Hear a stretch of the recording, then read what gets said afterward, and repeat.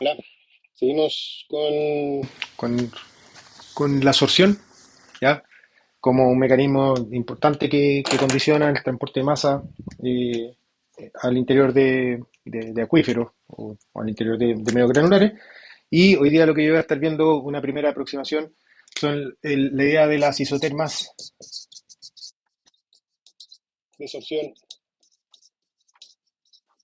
y en particular pues está hablando la... La isoterma lineal de absorción, ¿ya?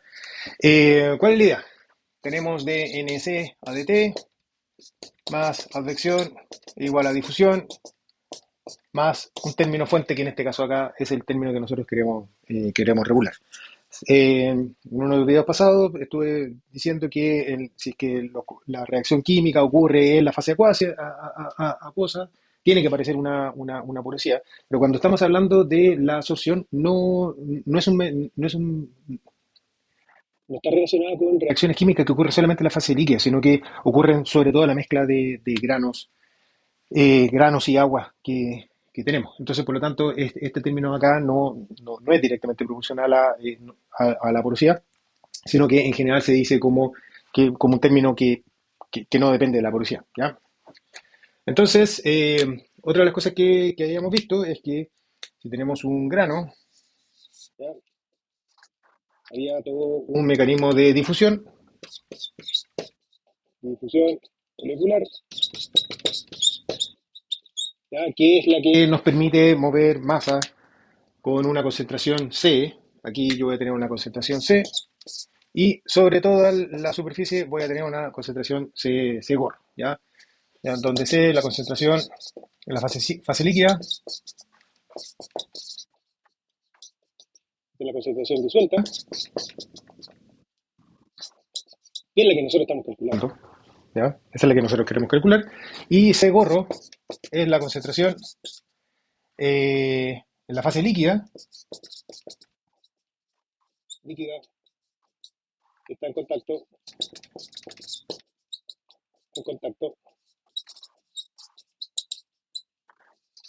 con los granos, ¿ya?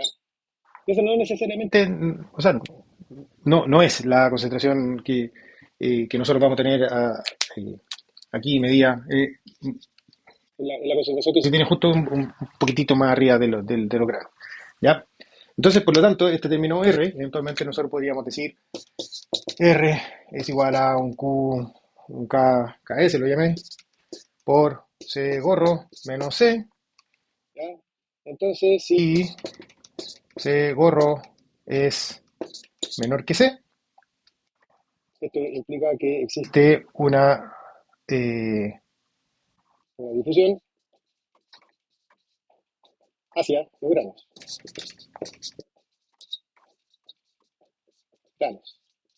Y por el contrario, si ese gorro es mayor que C, si la concentración que se tiene justo en el borde de la partícula es mayor que la concentración que se tiene en el agua, tenemos una difusión hacia el agua. En otras palabras, lo que estoy diciendo es que esta interacción no necesariamente es unidireccional, ¿no? O sea, no necesariamente siempre se retiene agua, o sea, se retiene el compuesto en los granos, sino que eventualmente también uno podría generar condiciones donde la concentración en los granos sea mayor que la concentración que se tiene en el agua y por lo tanto habría una liberación ahora de la masa que está retenida en los granos hacia el agua líquida. ¿Ya? Entonces, en este caso acá es una difusión hacia los granos donde R es menor que cero y en este caso acá es un término fuente donde R es mayor que cero. ¿Ya? Eh, y caso KS, bueno, un coeficiente que incluye también todo lo que son los procesos de difusión de masa, incluye también el efecto de la superficie de los granos, ¿ya? Que es la superficie en la cual van a estar interactuando, ocurriendo todo este proceso de difusión. Eh, Incluye muchas cosas, ¿ya? Y eventualmente se podría determinar, ¿ya? Eh, de manera experimental o de lo que sea. Y ahí la pregunta es que, o el paso siguiente es que C gorro no es dato, no es dato. aun cuando se KS, sí, sí es un dato, se puede determinar, ¿ya? Probablemente depende de la velocidad, probablemente depende de la reacción química, probablemente depende del diámetro por donde ocurre el flujo, probablemente depende de muchas cosas, ¿ya? Pero eventualmente yo podría calcularlo, ¿ya? Sin embargo, para efecto de lo que nosotros estamos hablando, este C gorro, que sería la concentración que se tiene, no es un dato del problema, sino que se calcula de manera acoplada acoplado a C. Entonces llegamos a un problema que se tiene que, en principio, se tiene que formular como dos ecuaciones que van a estar interactuando entre sí. Una me va a estar diciendo qué es lo que pasa con la concentración en la fase líquida, que sería esta ecuación de acá. Y después, por otra parte, tenemos que agregar la, la, un segundo set de ecuaciones diferenciales. No tienen advección ni difusión, pero sí tienen toda la dinámica de interacciones que me permita entonces ahora calcular cuánto vale este C gorro, que sería la concentración en la superficie. ¿Ya? Y voy a hacer una definición de un C asterisco como la concentración en el solvente, ¿ya? Que no necesariamente es igual a este C gorro, porque acuérdense que una cosa es lo que tengo en forma sólida, o sea, cuando ya ese compuesto quedó contenido en la forma sólida, y la otra cosa es la concentración que tengo justo en la superficie, ¿ya? Que es la que me induce esta difusión. No necesariamente son iguales, entonces por eso siempre se hace esta distinción entre el C gorro y el C asterisco, ¿no? Pero en este caso acá estoy hablando como el C asterisco, como la concentración del compuesto que yo estoy estudiando que está contenida en el solvente. Entonces, si es que ahora entendemos que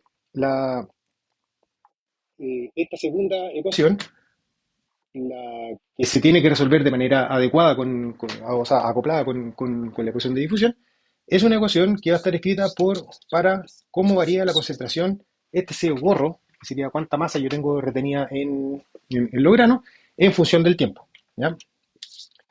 Lo primero que podemos decir es que esta masa, estos cambios de la concentración en función del tiempo, van a estar explicados por este término R particular, ¿ya? Si es que nos olvidamos de cualquier tipo de reacción química que pueda estar ocurriendo en los sedimentos, los cambios de la concentración C gorro, que sería como la masa que está retenida en, en el sustrato, ¿ya? En el sorbato, los cambios temporales de esta masa van a estar dados por R, ¿ya? Y con un signo contrario, ¿ya? Menos R. Signo contrario pensando en conservación de masa. Pues si tengo un término R que es negativo, por lo tanto es un término fuente, o sea, un término sumidero desde el punto de vista de la fase líquida, la tasa a la cual se está extrayendo masa desde la fase líquida tiene que ser igual a la tasa a la cual se está generando, que está acumulando masa en la fase sólida, y estas tasas tienen que ser iguales, pero con sentido contrario, conservación de masa, ¿ya?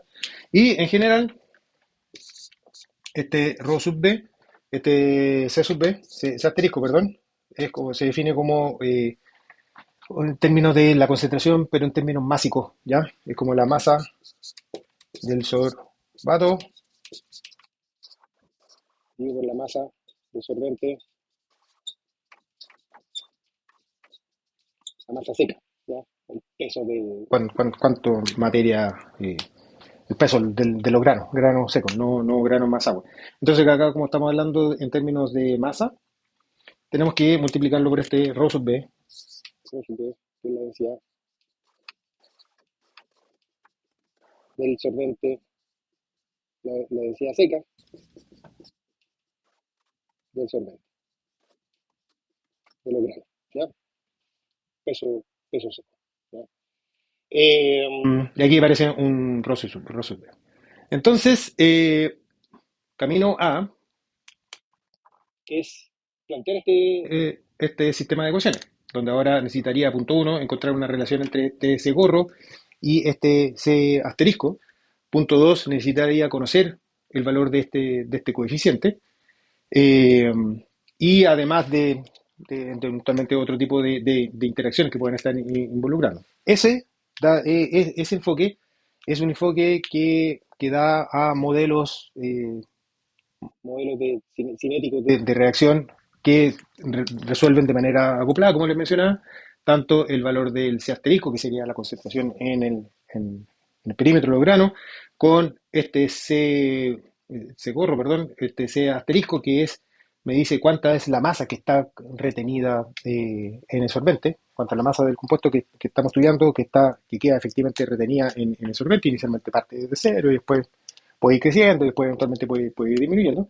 Entonces, ese es un enfoque que da pie a lugar a modelos cinéticos donde se genera una serie de ecuaciones diferenciales.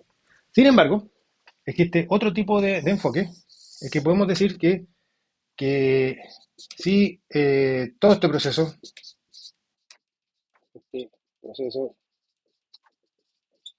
ocurre rápidamente,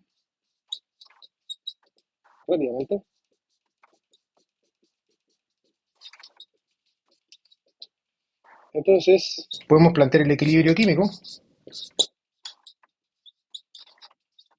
entre